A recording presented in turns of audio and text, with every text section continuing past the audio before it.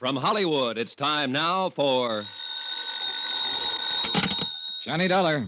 This is Dr. Gorey. You left word for me to call? Yes. Wonder if I could see you sometime today, Doctor. What about? About the Abbott matter. No. I'm kind of busy today. I talked to you once, Mr. Dollar. What else can I say to you? That's up to you, Doctor. Entirely up to you. I can tell you this.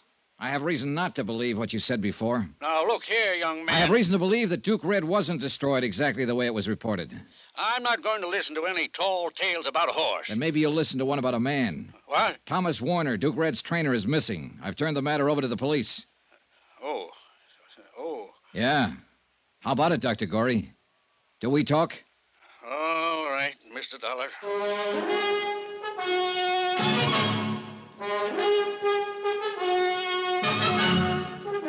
Tonight and every weekday night, Bob Bailey in the transcribed adventures of the man with the action-packed expense account, America's fabulous freelance insurance investigator... Yours truly, Johnny Dollar.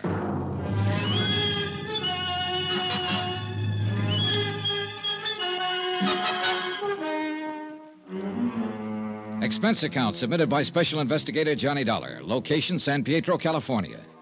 To the Universal Adjustment Bureau, Universal Building, Hartford, Connecticut. The following is an accounting of expenditures during my investigation of the Duke Red matter. Expense account item 8, 90 cents. Breakfast for me and coffee for Constable Tad Polk, San Pietro Police Department. Yes, sir. I'm glad we could get together this morning, Miss Dollar. You know, I thought a long time about you reporting Tom Warner missing. Well, maybe I'm worried for nothing. But I do know I don't like the circumstances of his disappearance. You using me, Mr. Dollar? What? You know I got a police force of 4 men. We can't conduct any sizable investigation into a disappearance. Just aren't equipped for it. I thought it might be something like that. I don't want to be spending civic money to satisfy some doubts in the mind of your organization.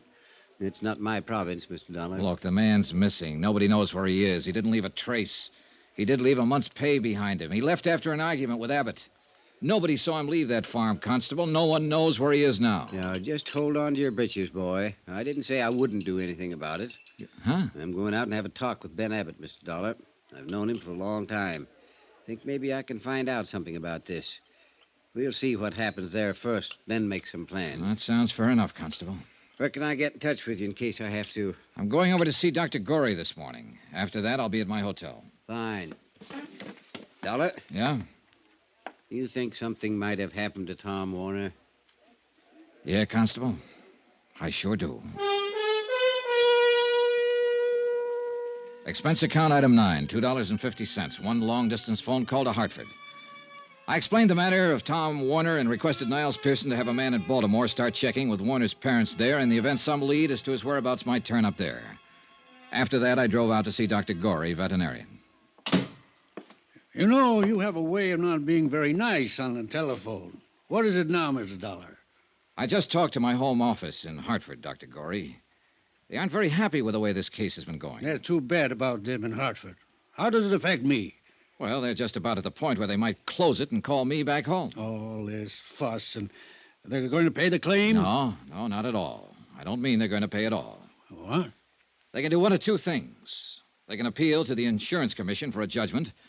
They'd have a point. No reliable or cooperative witnesses saw the accident to the horse or the circumstances of it. What's more, there's no carcass. For all we know, the horse may be down in Mexico. Now, look or here. They can institute proceedings against Abbott, charge him with attempt to defraud. That's ridiculous. Why would a man worth almost $1 million worry about an insurance policy? Well, of course, it's ridiculous to you and me, Doctor. But then legally, it's not ridiculous at all. I can pretty well put some things together. Abbott didn't even want to file a claim for the loss of that horse. As a matter of fact, he fired his office manager, Monroe, for filing the claim. Fired him and paid him a bonus to get out and stay out so Monroe wouldn't have to answer any questions. True? Possibly. Abbott blamed the accident on Thomas Warner and fired him, too. Warner hasn't been seen or heard of since. Now, you said on the phone... I didn't say it, but I'll say it now. Abbott hated Warner because Warner was seeing his daughter. I'll also say Abbott never struck me as a man who could control his hates. Tom Warner's nothing to me. I don't know anything about him. But Ben Abbott is something to you. Now, look, Doctor. I spent some time checking you out because you're one of the parties who can help settle this thing. You've been in practice around here for a good long time. People seem to think a lot of you. I hate to see a nice guy like you get the book. I think I can stop that if you cooperate. Now, look here. Forget I'm an insurance investigator. I'm just a guy giving you some information. When I said my company's ready to turn the matter over to the insurance commission or file charges, it means that Abbott will have to sue for settlement. And that's just what we'd want him to do. In court, he'd have to produce Thomas Warner and prove his story of the accident. I don't think he can produce Thomas Warner. With what we have so far, Abbott would lose the suit, and the insurance company wouldn't fool around then. There's no outfit tougher than an insurance company when somebody's trying to cheat them, whether it's inadvertent or not. You'd have to be in court, too, Doctor. Oh. Do you see what I mean? Yes. Well, how about it? Can you give me the real story now? I've been Ben Abbott's friend for 20 years. And he asked you to lie for him. That's understandable to me. In a court, though, it's perjury. What did it do to him? That's up to the company. I'll have to hear your part of it first. Duke Red was dead when I got out there that night. Ben had shot him. Duke Red hadn't had any accident. Ben made me promise to tell you that he had. Ben had just shot him. Shot him? But why? Duke Red wasn't the horse Ben counted on or thought he was. He had good conformation, but he just wouldn't run. Couldn't run, I think. Ben got mad about that and shot him. And Tom Warner saw it happen, is that it? Yeah. Ben told me Warner saw him shoot the horse. He gave Warner some money and told him to go away. I don't know. Ben's losing his mind, I think. I've heard that about him before. From who? His daughter. Terry. Yeah. Poor Terry. Yes, she'd have reason to say that. Huh? Now what? I'll have to talk to Abbott. Sure. One thing still worries me. What's that? I went over his bank record.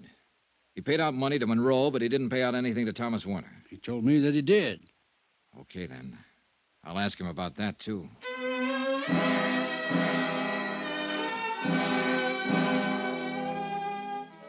Expense account item 10, 35 cents. I lost it in a payphone trying to get in touch with Ben Abbott. No one answered, so I drove on out to the farm. The short winter day was over when I got there. Darkness had already come over the fields. Darkness and loneliness. Hey. Hey in there, open up. Open up. Open up, somebody. Open up.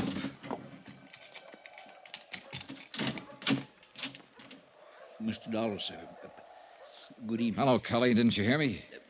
Mr. Dollar, sir, maybe this isn't such a good time to be coming around. Is Mr. Abbott here? Yes, sir, he is. But Constable Polk was out here this afternoon asking him questions, and he got powerful mad. There's no telling what he might do. He's awful mad. Well, I'm a little mad myself. I'd like to see him. Tell him I'm here. Mr. Dollar, please. That's all right, Cully. You go ahead. All right, Miss Terry. I'll find Mr. Abbott, Mr. Dollar. Hello, Johnny. Hi. Oh, don't come any closer. Well, what is it? Why is it so dark in here? I'd rather you didn't see me just now. Huh? Terry. Vanity. A woman always has that first, they say. Oh, John. Who did this to you? Dad. He's crazy. I just don't seem to do anything to please him. Here now. Oh, Johnny, I think it's the end. Here now. Take your hands off her. What? I said take your hands off her. I'll kill you with this. Oh, Johnny, be careful. Wait a minute. I'll show you. I'll show you. I killed a man with that kind of thing. Eddie, stop it! Stop it! Terry, baby. No, don't touch me. Oh, Johnny. Oh, that's a pretty heavy cane he uses. Oh, lie still. I'll phone a doctor. No. Where'd he go? I don't know. Out that way. Johnny, did you hear? About killing someone else? He was talking about Tom Warner. Johnny, I know it. He was talking about Tom.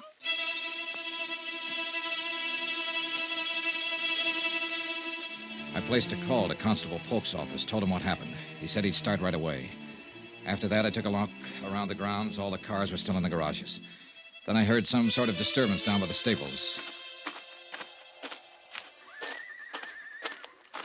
Now there! closer. I've got a shotgun this time. I have a gun, too, Mr. Abbott. Go away from here. Get in your car and go away from here. The police will be here in a few minutes.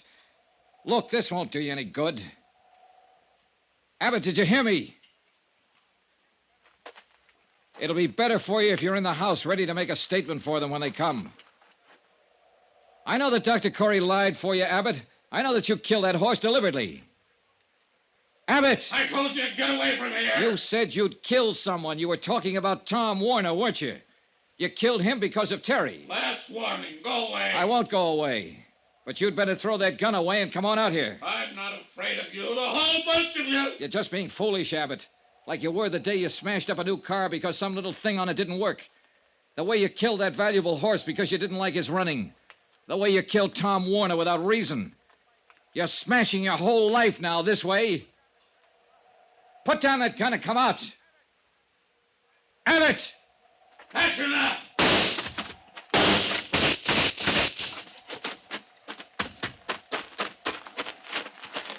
Abbott. Abbott. Oh, you didn't have to do it this way, Abbott. Lie still. Warner's body. Under this floor. All his things with it. You know about Duke Red. I know. Don't try to talk. Warner tried to stop me from killing him. He said I was crazy, Dollar. Easy. I'm not crazy. Am I, Dollar? Don't move. Am I?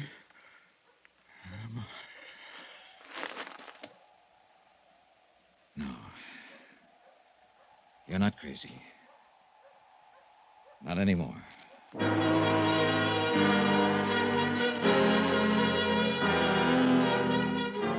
They found the body of Thomas Warner where Abbott had said it was. He'd been shot to death. Terry was still in the hospital when I packed up and left San Pietro. Expense account item 11, $65.30. Hotel and board at the San Pietro Hotel. Item 12, $175, airfare and incidentals back to Hartford. Item 13, $43 even, miscellaneous. Expense account total, $802.65. No remarks. Yours truly, Johnny Dollar.